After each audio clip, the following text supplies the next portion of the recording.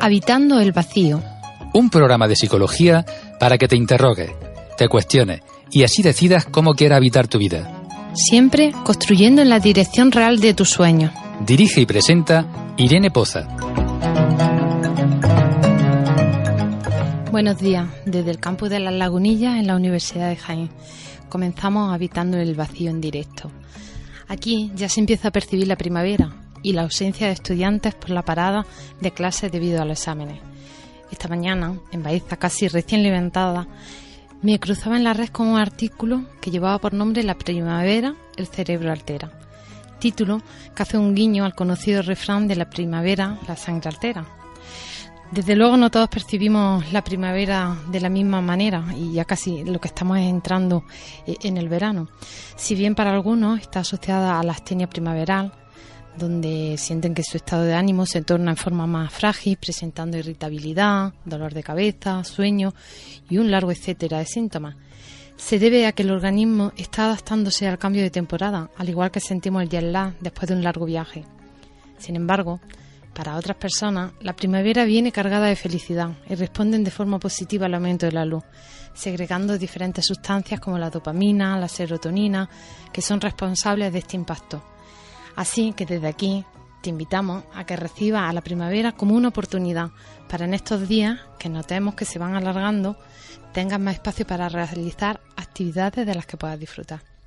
Continuando con la intención de este programa que pretende, junto a nosotros, a vosotros, haceros reflexionar allá, al otro lado del micro, donde quiera que nos estéis escuchando. En esta sección hoy vamos a contar con dos invitados de gran relevancia del mundo de la psicoterapia. En primer lugar, conectaremos vía telefónica con Ángel Saavedra, que se encuentra en Málaga. En la segunda parte del programa contaremos con la presencia de Jordi Amenós desde Barcelona.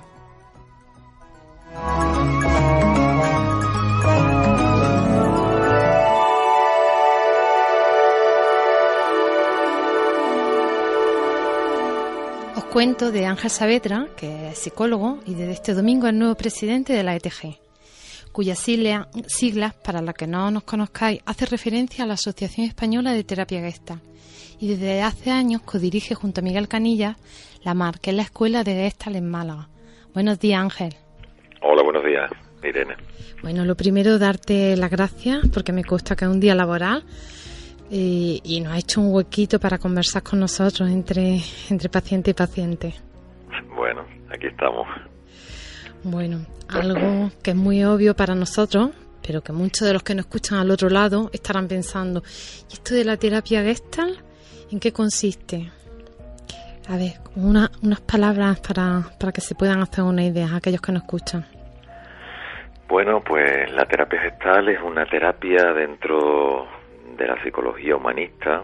Surge a partir de la segunda mitad del siglo pasado, donde Fritz Perls, que es su creador, empieza a distanciarse del psicoanálisis y crear una terapia centrada en el presente, en el aquí y ahora, en la toma de responsabilidad y en la conciencia. Digamos que estos son los tres pilares fundamentales de la terapia Gestalt, pero sobre todo yo creo que lo importante de la terapia Gestalt es un conocimiento pleno de la persona, de sus emociones, de sus mecanismos neuróticos, de todas las posibilidades que le dan una mayor capacidad de ser feliz y de estar conscientes en la vida.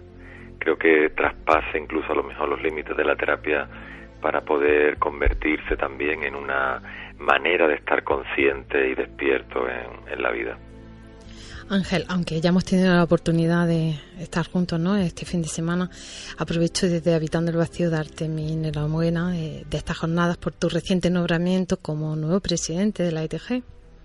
Bueno, porque bueno, la verdad que a mí me está llegando, seguro que a ti también, ¿no?, miles de personas, ¿no?, de qué oportunidad, qué energía más fresca tiene Ángel, que bien en este momento también, ¿no?, donde la psicoterapia Gestalt, bueno, pues estamos ahí con esto de lo científico, no científico.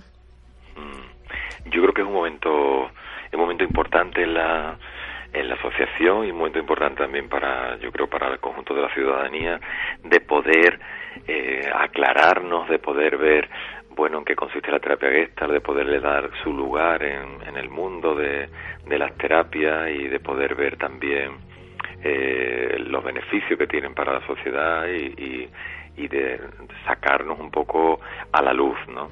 También creo que para la ETG, bueno, es un momento de cambio, un momento donde se está produciendo un relevo generacional al nuestro, donde próximamente en el año 2022 se cumplen los 40 años de la Asociación Española de Terapia Gestal, y tocaba este relevo generacional, y bueno, he sido ahí el afortunado, me siento la verdad que bastante contento. También darte las gracias a ti por participar en la Junta, y al resto de compañeros, a Alicia, a Mavi, a Fermín, y creo que tenemos una tarea por delante importante, que es poner en valor todo lo que se ha hecho durante estos 40 años de la terapia gestal en España, y poner también visible a la sociedad, porque la terapia gestal no solamente estamos en el ámbito nuestro principal, que es el ámbito de la clínica, por supuesto, y estamos en muchas universidades, en muchos centros trabajando, sino también ponerlo en valor en lo social,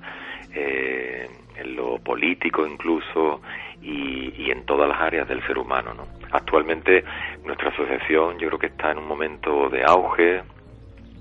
Venimos en estos últimos años cada vez más creciendo, llegando a muchos más lugares, con más de 2.000 socios, casi 60 escuelas en España, y es un momento de pensarnos también en lo que hemos hecho, lo que hemos conseguido, y mirar hacia el futuro de lo que nos queda y cómo queremos seguir creciendo.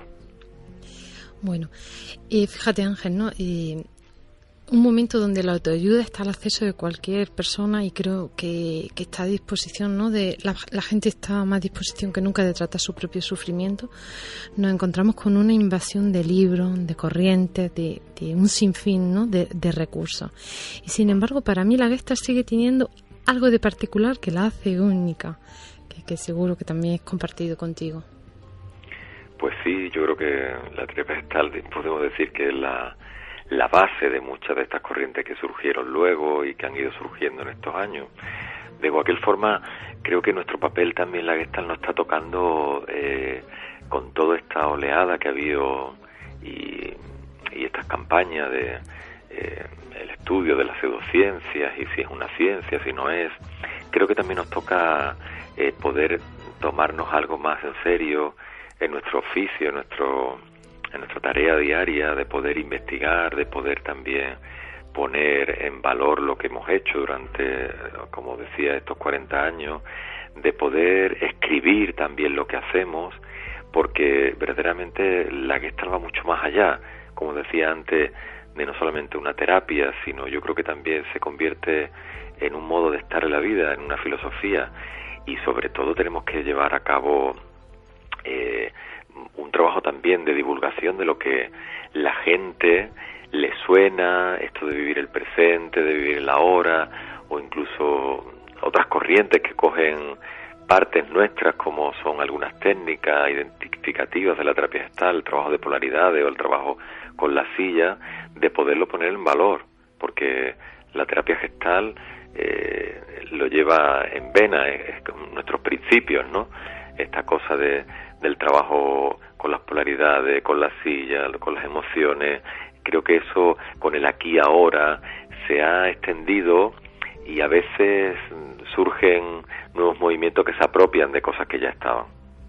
Sí, yo creo que tradicionalmente los terapeutas Gestalt hemos sido, ¿no?, como muy buena en la experiencia en el trabajo de campo, de ponernos delante de la persona, pero es cierto, comparto contigo que había una laguna de recoger por escrito este conocimiento, y estamos como en un tiempo donde la información, si no está de alguna forma accesible, y una de las formas más importantes, ¿no?, es a través de los recursos que están en vía escrita, es imposible compartirlo y que lleguen, ¿no? Y entonces, sí, yo también siento contigo esto de esta acusación que que más es como una desinformación, porque que no haya llegado el momento donde se haya hecho no quiere decir que no tenga una base científica o que no. Exacto. Simplemente que los terapeutas Gestalt, a ser una disciplina corta en el tiempo, nos hemos dedicado a trabajar en la clínica y no hemos hecho como ese trabajo que bueno, que yo muy contigo, ¿no? En la dirección de que hay que empezar a ponerlo ahí, ¿no? Para que se pueda transmitir, y estás como a la altura de lo que desde luego hacemos. Sí, es así, ¿no? Hay una parte que también ha sido la terapia Gestalt, tiene una parte experiencial, una parte vivida, una parte experimentada, donde hemos trabajado y se ha hecho y nos ha llegado también la transmisión a nosotros así, y quizá es momento, ¿no? Como te decía, es el momento ya de nuestros 40 años, como esa mayoría de trabajo recorrido, de tiempo recorrido, de casi una mitad de una vida, de poner ahora pues negro sobre blanco, ¿no? Todo lo que hemos hecho, con trabajo serio, con trabajo de investigación, con trabajo verdaderamente desde nuestra óptica, poderlo poner también en la sociedad y que se pueda ver, que pueda estar accesible, ¿no? Porque hay muchas cosas que se están haciendo que quizás no sean tan visibles, ¿no? Como por ejemplo intervenciones en muchos campos, en lo social, en lo educativo, en la justicia, en lo penal, que se tiene que llevar y tenemos que ponerlo, y también tenemos que ver que una manera de transmisión son a través de los textos científicos y poderlo llevar ahí desde nuestro modelo, desde nuestra propia óptica, pero sí, está bien que empecemos también a tener esto en cuenta y a trabajarlo. Por lo menos eso es tal como yo lo pienso, y es un impulso que esta nueva Junta queremos dar. Sí, en la asociación. Compartir, ¿no? Contigo, con los oyentes, de cuando te refieres a bueno, este aspecto social, es que realmente los alumnos, ¿no? Aclaro esto para aquellos que nos escuchan, los alumnos que nosotros recibimos en la escuela no solamente tienen una formación de psicólogo.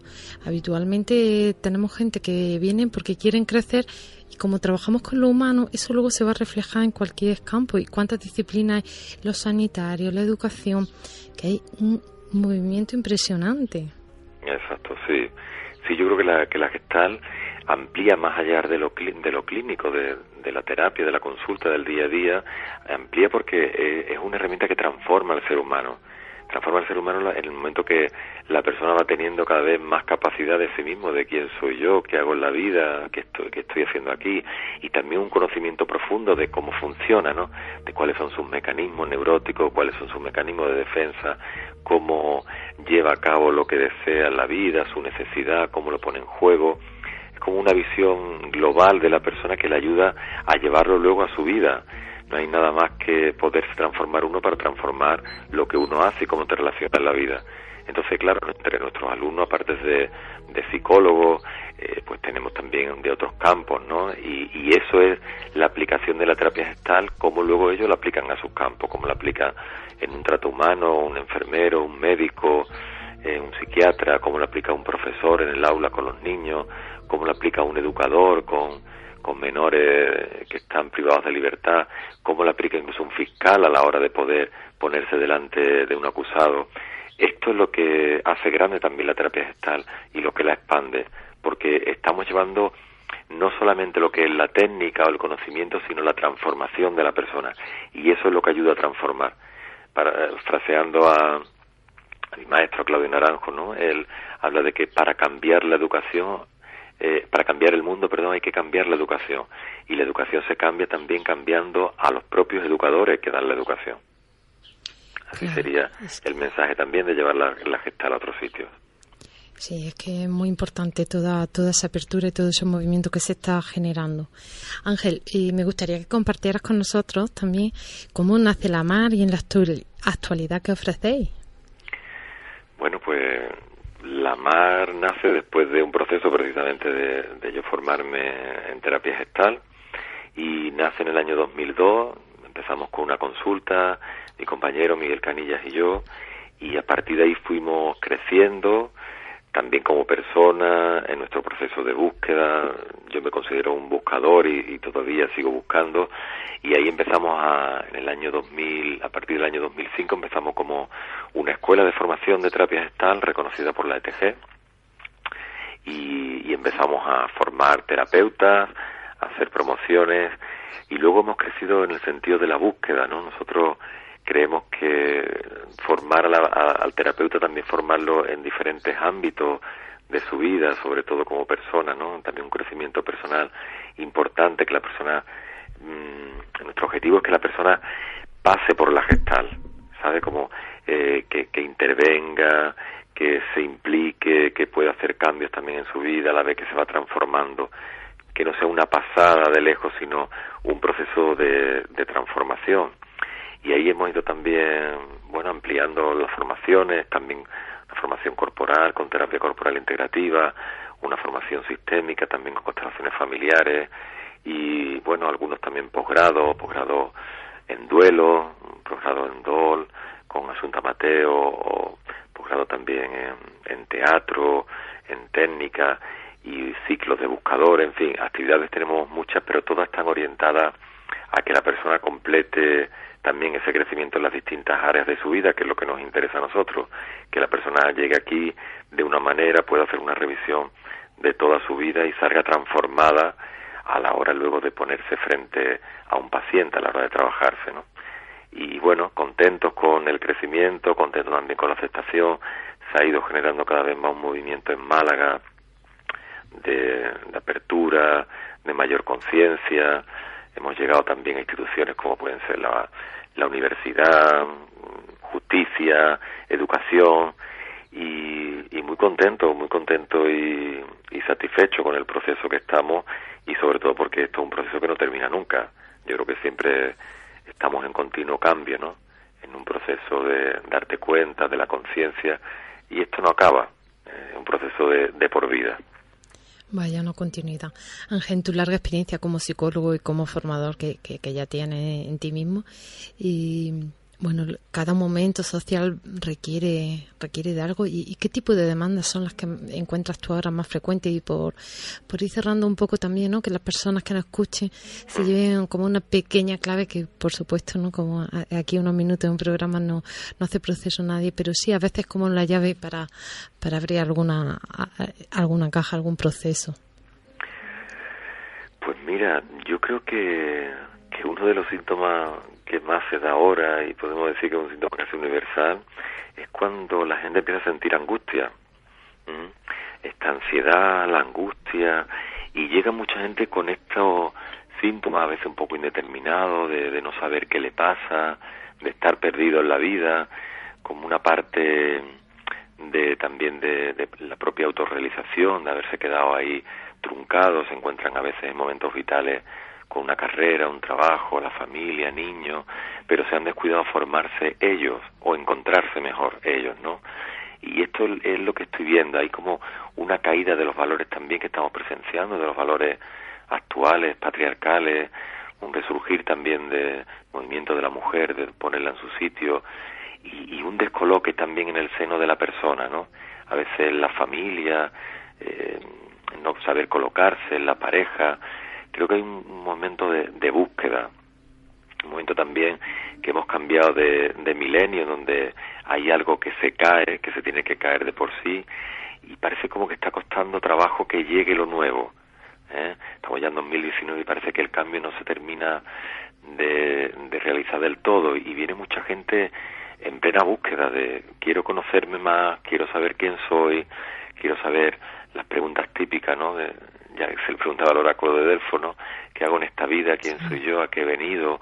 Y esto se está dando con mayor frecuencia. Parece que la gente, una vez que tiene más o menos, entre comillas, ¿no? Su vida con un trabajo, una pareja, o no, solo, pero están así, surge la pregunta de ¿y yo?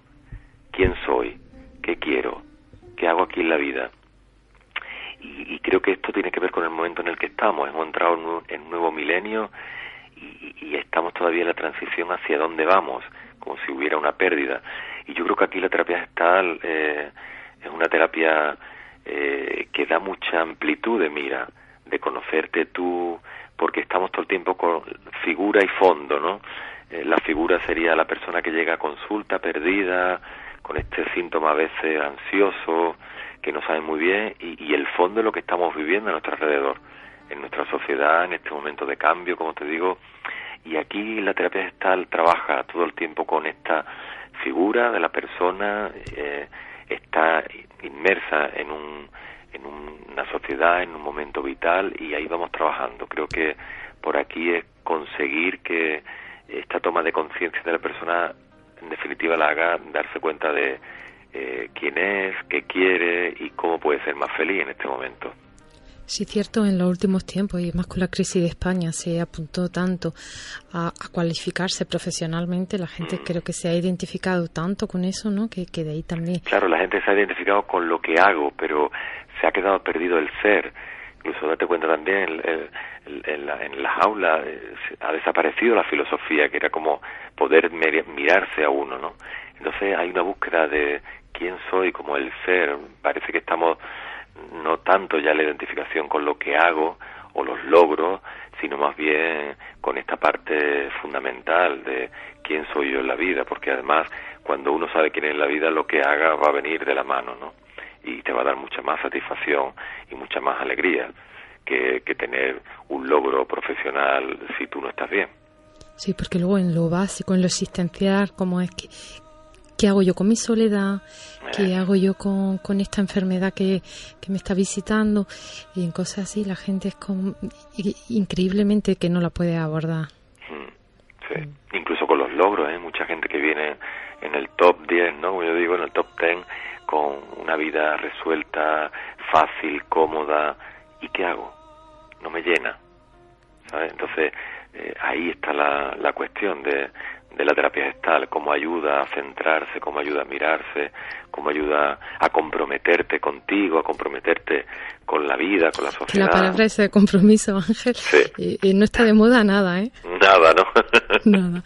Y hay que ver lo importante que es para comprometerse con el mismo proceso personal. Sí, con uno mismo, ¿no? Yo creo que hay poco compromiso con uno y con lo cual el compromiso externo se queda flojo, colea, se cae de por sí. Y estamos viendo hombres y mujeres hoy en día con mucho esto en el sentido del logro y poco sentido personal. Mujeres y hombres a veces de cartón piedra, pero no reales. Y ahí precisamente donde creo que la terapia gestal hace convertirse a estos hombres y mujeres en hombres de carne y hueso y mujeres de carne y hueso. Sí, está más cerca de lo humano, que también qué cómodo, ¿no? Ser humano y no está ahí como en el mito, aspirando al mito. Bueno, pues Ángel, comparto contigo que ayer mientras bajaba de Madrid chateaba con Pedro de Caso, ¿no? Le preguntaba cómo estaba, los que nos conocen a los gestálticos, bueno, sabe que está como se ha puesto enfermo en este último tiempo y bueno, le mandaba esta foto que habíamos subido al Face y me decía, es con lo cariñoso que ya sabes que es, qué bonito, que lo que me gusta, tienen muy buena pinta esta junta y bueno, te lo transmito desde aquí y también le mando un beso a él, que le manda el enlace y sé que nos está escuchando. Muy bien, yo también le mando un gran abrazo, que se mejore pronto y que lo echamos de menos y bueno, ahí tiene que estar también acompañándonos porque además Pedro de Caso es un hombre referente también en la terapia gestal española, miembro de honor de la asociación y del que yo he aprendido muchísimo y he compartido muchísimo con él.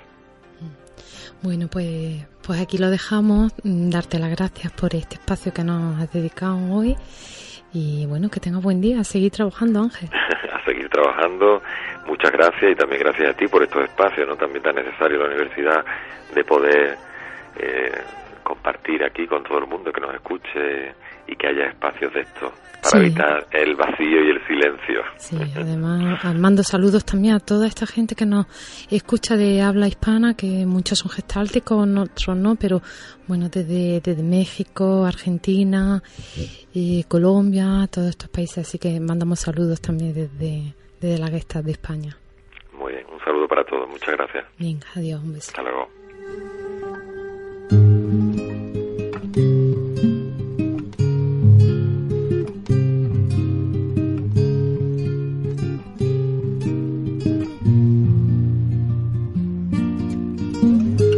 I live on a hill as lonesome as a dove.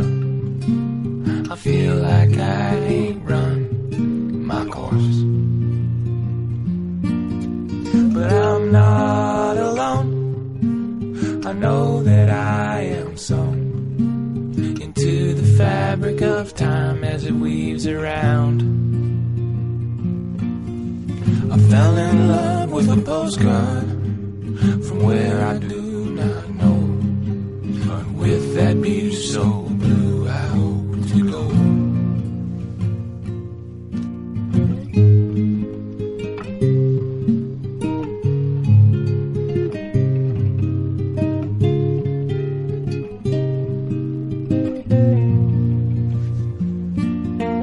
Though it is cold, I hope to warm your soul. I think that I do.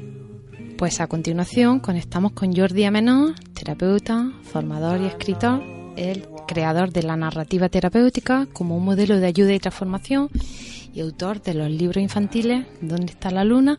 Y ¿De dónde vienen las ideas? Buenos días, Jordi. Muy buenos días. ¿Qué tal por ahí? En Jaén hace una calor impresionante, estoy en tirantes. Bueno, aquí no. Aquí el cielo está tapado y veo que se está produciendo lo que el técnico me comentaba, de que hay el retorno de mi voz, así vale, que pues cuelgo entonces, y os llamo. Exactamente, colgamos y nos llamamos. Ahora. Un minutín, que continuamos.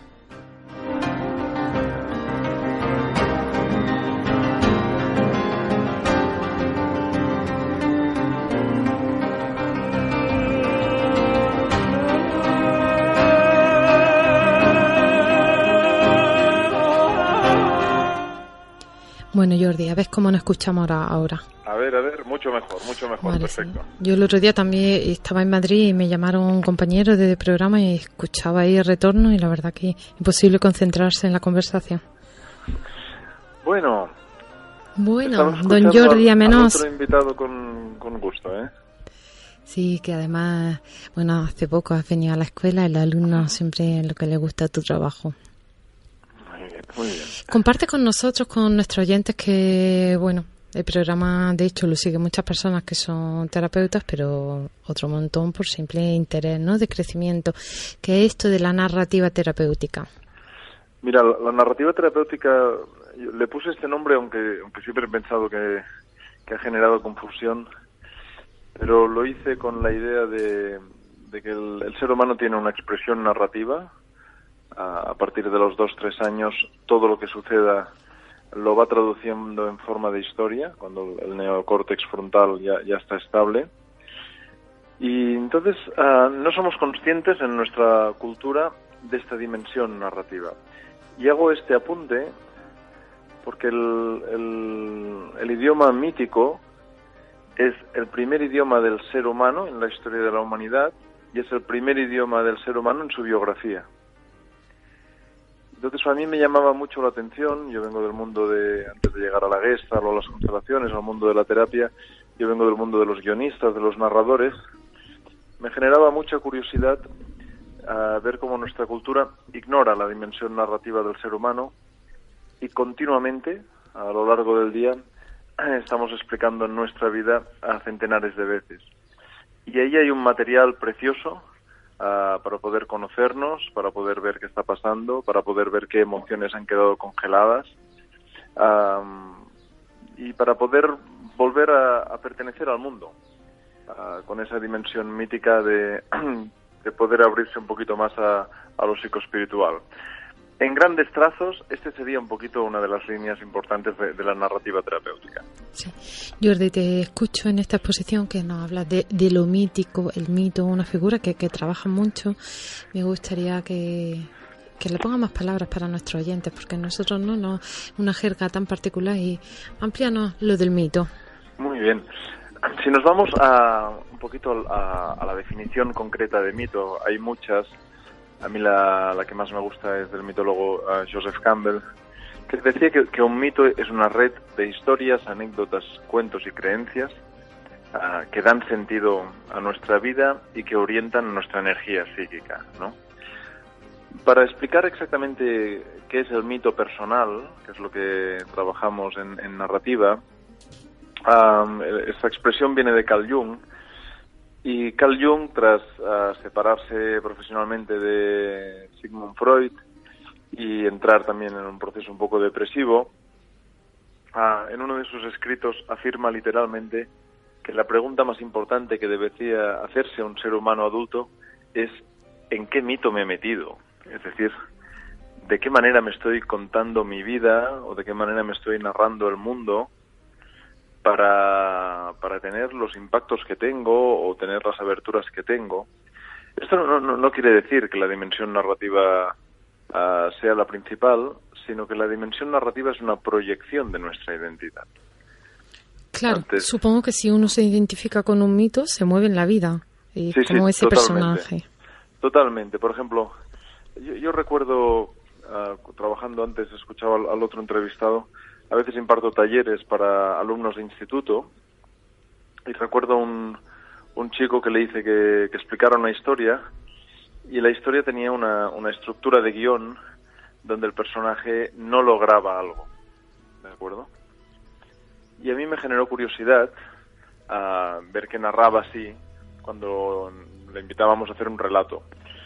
Seguí proponiendo juegos ficcionales y exactamente era la misma estructura que utilizaba siempre que narraba una historia. El personaje tiene un conflicto, lo supera, pero no del todo, ¿no? Entonces, al final del taller le pregunté a este alumno qué carrera quería hacer, y la respuesta tenía otra vez la misma estructura de guión. Me dijo: a mí me gustaría estudiar periodismo, pero no sé si será posible por mis notas, ¿no? Entonces aquí se abre una reflexión muy interesante. Es decir, ¿qué debe haber pasado en la biografía o en la familia o en la manera de entender el mundo de este chico que se queda en aquello que a veces bromeando decimos el casi lo tengo, casi lo consigo, casi he podido vivirlo, ¿no? Y ahí se puede explorar de formas muy interesantes a través de la terapia para ver en qué momento se decidió que esa sería la estructura de guión con la que se miraría al mundo. Así que esa es parte de nuestro trabajo vital. Jordi, ¿y en este momento social hay mitos que sean muy frecuentes, así como que sobresalgan? Sí. Pues si me puedes poner un ejemplo, por ejemplo, para hombres, para mujeres, para que los que te escuchamos nos podamos reflexionar un poquito más. Sí, en el psicoanálisis, en la sistémica, se habla de los hombres de mamá y las hijas de papá. Y yo siempre he pensado que somos una cultura que está repleta de hijos de mamá y de niñas de papá. Para que se vea de forma caricaturesca el modelo, un niño de papá sería Superman. Hay un niño de mamá, sería Superman. Es decir, un hombre que no encuentra su identidad, pero que se dedica a salvar al mundo. Hoy en día en nuestra cultura esto está repleto. Fijaros también que en las grandes películas de comerciales es una idea que se ha ido vendiendo, ¿no? El hombre que lo salva. En cambio, las hijas de papá sería, no sé si os acordáis, de Jessica Rabbit, de quien engañó a Roger Rabbit. Ay, sí, me acuerdo. Bueno, así lejanamente. Un personaje, una mujer tremendamente seductora, ¿no? Yo creo que esos son imágenes que hoy en día afortunadamente empiezan a ponerse en duda, pero que aún afectan en lo profundo a millones de personas en nuestro mundo, ¿no? Entonces, es interesante que ahí aparece uno de los grandes hechizos de si hacemos las cosas en favor de nuestro deseo o si estamos siempre viviendo la vida de otro. Menuda desconexión, ¿no? Qué forma de ir así grande, con una venda muy grande en el ojo. Muy grande. Pero claro, nos desconectamos y lo argumentamos con una historia. He tenido alumnos o pacientes que tienen buenas historias para justificar no seguir su vida. Y están completamente hechizados con esa historia que se han acabado creyendo. Esto tiene un nombre, el psicólogo Stefan Gilligan habla del compromiso lingüístico, ¿no? De que las personas, en vez de tomar, antes hacíais referencia en la otra entrevista, al compromiso con uno mismo, con el propio viaje, con la propia alma, con la propia rotura, con la propia humildad, ¿no? Que yo creo que esto da una gran liberación al ser humano. En cambio, se compromete con una buena historia. tiene una buena historia, aunque no tiene su vida, ¿no? Igual para no cambiar, para no crecer, para no cambiar, sobre todo, mira, para no ponerse en duda, que esto es uno de los temas que más veo en la consulta. Nuestra cultura está dentro del mito tecnocientífico. Esto nos ha dado grandes alegrías, por supuesto, pero es una cultura que invita a definirse. Tienes que ser un profesional definido, tienes que tener un género definido, tienes que tener una cultura definida, ¿no? Claro, la psique del ser humano, si algo no es definida. Bueno, y además la limitación, o sea, yo te escucho y en esa definición, bueno, cierto que uno igual no se pone en riesgo y conectas con esto de la seguridad, de la rutina, de no los cambios, pero sí que te pones todos los límites posibles. Y por ejemplo, Sam King, que era un alumno de Joseph Campbell, tiene una expresión que a mí me gusta mucho que dice: en algún momento del proceso terapéutico, la persona por fin deberá perder su identidad, ¿no? Es decir, llegará un momento en que ya no podrá justificar su vida con las heridas o las narrativas que había utilizado para sostener el patrón antiguo, ¿no? Pero yo creo que todo esto va más allá, ¿eh? Es decir, otras culturas han utilizado la dimensión narrativa del ser humano para abrirse a lo espiritual o a lo artístico. En cambio, nuestra cultura utiliza la dimensión narrativa del ser humano para definirse a toda costa. Entonces yo creo que también que ahí hay un tema muy interesante de ver cómo estamos perdiendo la relación con el misterio, que era la función de la poesía y la mitología a finales de la poesía no tanto, pero de la mitología sí, a finales del Neandertal. Es decir, narramos por ausencia. Narramos cuando sentimos la ausencia del otro y necesitamos hablar con el misterio, ¿no? Y fijaros que en nuestra cultura lo de hablar con el misterio se vive como algo extraño, raro. Cerca de la locura. Exacto, ¿no? Pero, por ejemplo...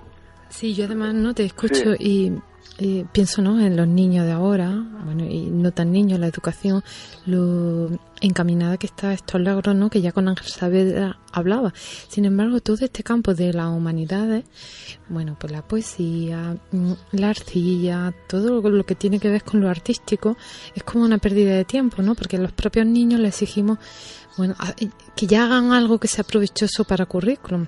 Y ahí, yo siempre digo, a veces es más difícil darle cita para terapia a un niño que a un alto ejecutivo, por como tienen la agenda, ¿no? Pero es cierto que sí, igual con ya 14 años tienen el B2 y tal, sin embargo, todo este campo de los artes, que es lo que realmente te invita a reflexionar, ¿no? Y te da esa flexibilidad, que son al final habilidades psicológicas que priman a la hora de cualquier crisis. O sea, ni coeficiente intelectual ni lo que te saca de esos verdaderos momentos son ese resto de habilidades. Completamente de acuerdo, porque además, según la Organización Mundial de la Salud, en el 2030, es decir, de aquí 4 días, ya se espera de que la depresión sea la primera causa de discapacidad mundial.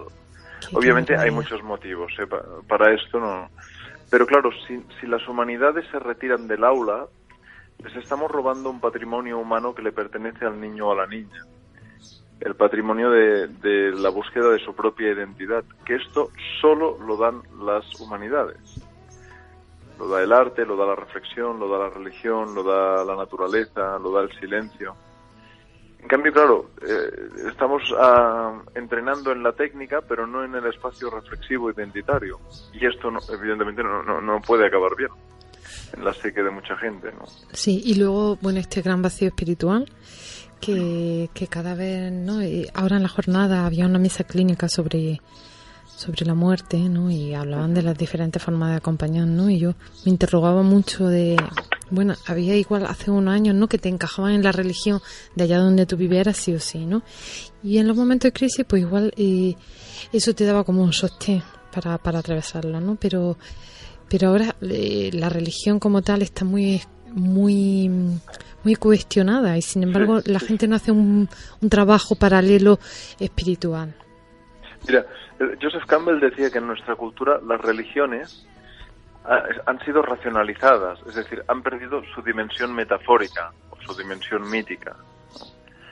Entonces han hecho un giro hacia la racionalidad a grandes trazos, obviamente las religiones son muy amplias y hay gente de todo, pero han hecho un giro hacia sobre todo la racionalidad y la moralidad, alejándose de la dimensión poética o mítica que era la semilla que las impulsó.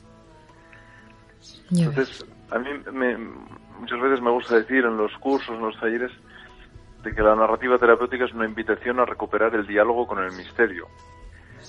No para acabar con el misterio, encontrando la respuesta, sino para respetar el propio misterio. Que yo creo que eso es lo que le da una dimensión humilde, alegre y celebrativa al ser humano.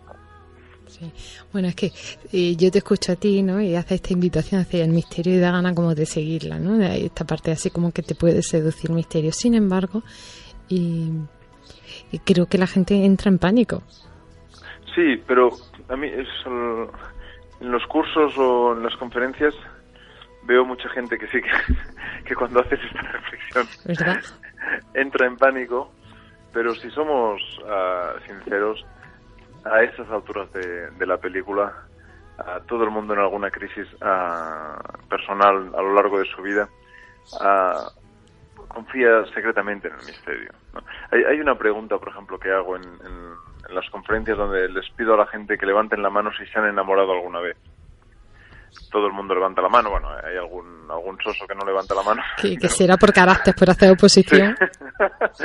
Pero normalmente la gente, aunque sea una tarde, se han enamorado de alguien o de un paisaje o de una música, ¿no? Luego les pregunto también cuánta gente han sufrido por amor, y normalmente los mismos que levantaron la mano vuelven a levantar la mano. Y en algún momento les pregunto cuántos han tenido la necesidad de confiar en el inconsciente o en lo trascendente o en el destino o en el azar para salir de donde están, ¿no? Y es muchísima la gente que levanta la mano más allá de las ideas religiosas, ¿no? Entonces siempre explico la historia de que muchos mitos en otras culturas era la manera de abrirse al misterio poético. Los artistas, por ejemplo, lo tienen o lo tenemos más claro. El artista sabe que la inspiración llega a través de lo misterioso, no a través de lo cuadrado. Pero la creatividad también es otra de las cosas que en nuestra cultura están seriamente dañadas. Para mí, iba a hacer una última reflexión de María Rilke, el poeta, que cuando llegó, después de reflexionar mucho sobre su identidad, llegó a una conclusión que él solo se podría definir en forma de metáfora. No podría nunca definirse como algo concreto, ¿no? Entonces al final él decía, yo soy un canto, no soy más que un canto. Entonces yo creo mucho en esta idea de que las identidades de los seres humanos son más metafóricas que reales, la psique se estructura en mitos, los sueños se estructuran en estructuras míticas, los niños fabulan, los niños juegan, narran, es decir, es un idioma que continuamente lo hemos tenido y que en cambio cuando llegamos a la adultez queda apartado, en segundo lugar, a veces penalizado, pero luego es el que nos salvaría de cualquier tormenta vital. Estaba esperando que acabara para preguntarte. No, ya sabes que no por eso. Y porque estaba hablando del artista y te iba a preguntar, Jordi, ¿tú de niño ya eras artista? Yo me recuerdo como un gran fabulador de pequeño. Yo me recuerdo con 4 o 5 añitos tengo recuerdos de hablando a los famosos amigos imaginarios. La gente tiene uno, yo tenía varios, teníamos que hacer una cooperativa, había mucha gente allí. Yo creo que esto es la semilla de los que nos hemos dedicado a la narración. Intentar, como dice la psicoanalista Laura Mondéjar, ¿no?, intentar encajar las diferentes voces de uno mismo en algún lugar artístico. Pero mira, hay una idea preciosa de Novalis, el pensador alemán, que luego Gianni Rodari, el pedagogo, recogía, ¿no?, que él decía que en las escuelas, antes que hablabais de educación, además de la asignatura de ética, debería existir la asignatura de fantástica. Bueno, sí. Donde 1 hora al día todos los críos y las crías se dedicaran sencillamente a exponer todas sus imaginaciones, ¿no?, a conocer esa vibración artística espontánea del ser humano, ¿no?, y cultivar esa idea para poder acompañarnos en la identidad, ¿no?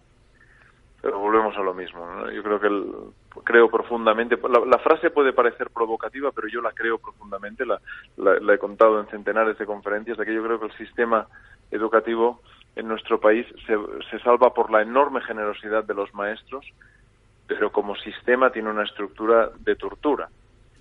Y es una tortura inconsciente porque las consecuencias de esa tortura te las encuentras 3, 4 o 5 décadas después. Y hago esta afirmación porque el sistema se basa en una extraña idea del mundo occidental. Y es que la criatura entra a los 5 años y se pasará toda la primaria y toda la secundaria y si sigue en la universidad sentado y evaluado. Casi nada, algo muy encorsetado.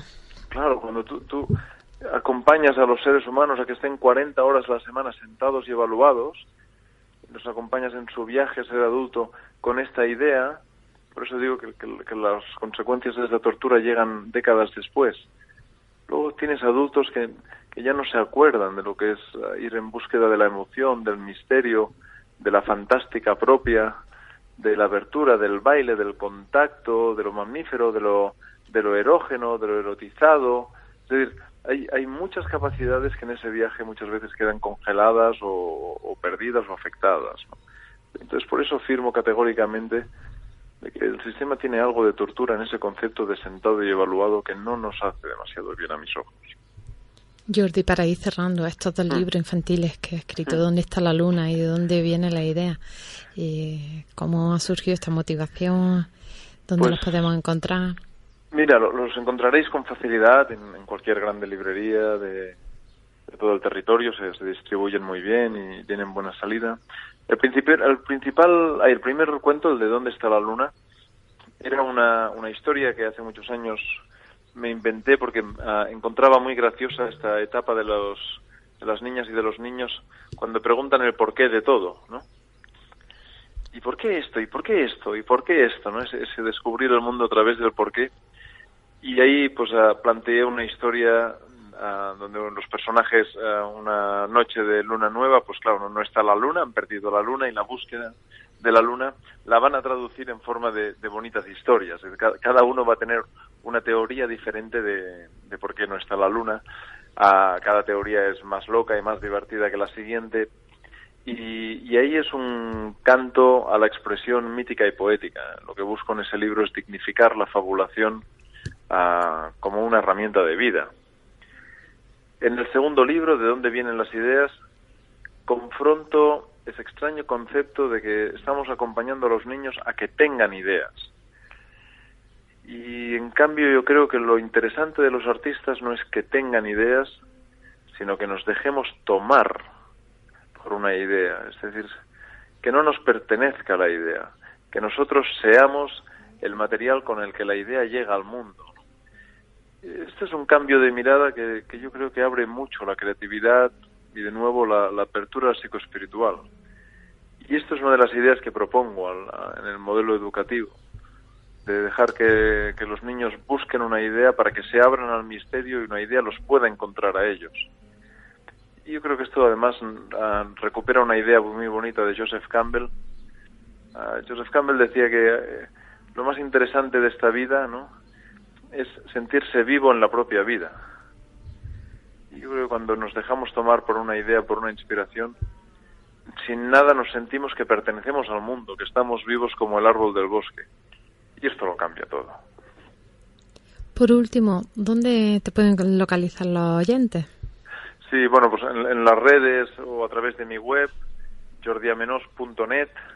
Allí encontrarán las actividades de la Escuela en Narrativa Terapéutica, los talleres de constelaciones, las participaciones en otras escuelas, conferencias. Ahí un poquito está el cajón desastre de todo lo que voy haciendo y encontrarán también los links de las redes sociales donde voy colgando expresiones o anunciando las actividades, así que jordiamenos.net es el lugar digital para podernos encontrar. Genial. Jordi, pues muchas gracias por compartir este rato con nosotros en Habitando el Vacío. Muchísimas gracias a ti, Irene, y al equipo por haberme podido invitar un ratito a compartir con vosotros. Un fuerte abrazo desde el Montseny. Venga, un beso para ti. Adiós. Un beso, Irene.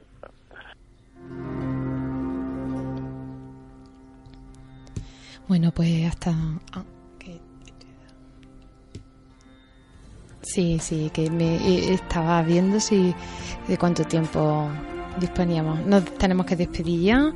No quiero dejarme sin señalar que este domingo, el Día de las Madres, ayer se me cruzaba, leía yo, ¿no?, que para salvar a la madre tierra hay primero que salvar a la madre humana. Una madre sostenida sostiene y ama a su hijo, y ellos, repletos de amor, no podrán dañar nada ni a nadie.